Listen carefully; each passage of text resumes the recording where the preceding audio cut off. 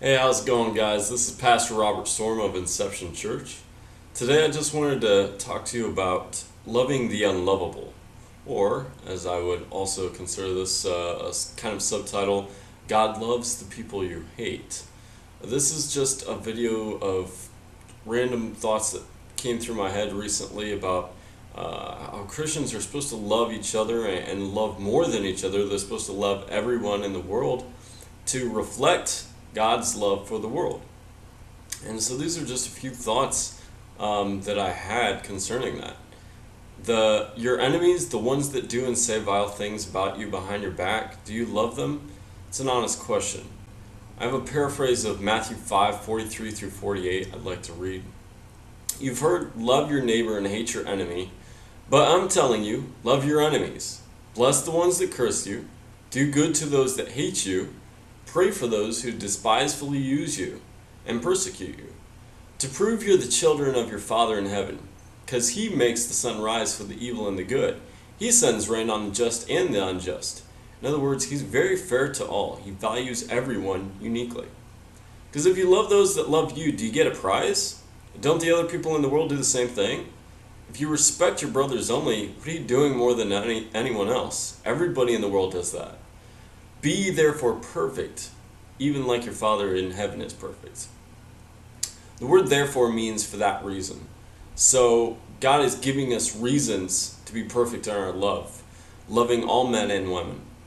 The ones who have no voice, the ones who are persecuted unjustly, the gay men who have gone missing or have been murdered in Chechnya in Russia, the human traffickers who, are doing ridiculous things, sending people around the world and collecting money on trafficking, slavery. The convicted sex offender who can't get a job in most places, so they struggle to do contractor jobs and then get stolen from by people who won't pay them because they're a sex offender. The hooker or escorts who you found out your significant other cheated on you with. Or the person who stole your wallet or your car and used all your credit cards on drugs.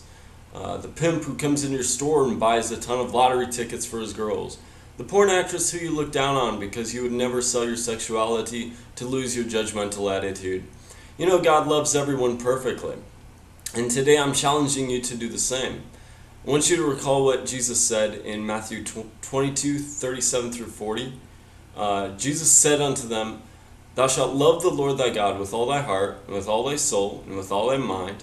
This is the first and great commandment, and the second is like unto it. Thou shalt love thy neighbor as thyself. On these two commandments hang all the law and the prophets.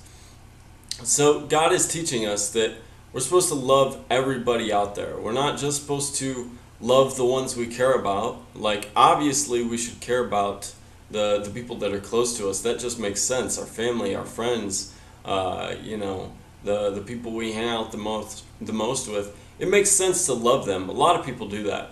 But do you love the people that you don't agree with? Do you love the people that you have issues with?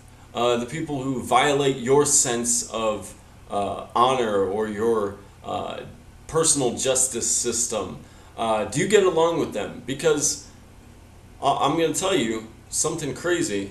God does. God finds a way to love them, to love the unlovable. And so that's what I'm challenging you to do with today.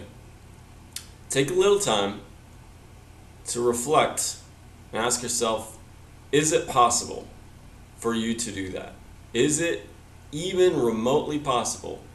And the honest answer is yes. Each of us is susceptible to all sorts of activities and things.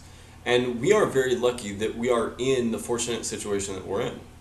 So take a moment to respect that fact and show a little love to the people that you don't usually get along with.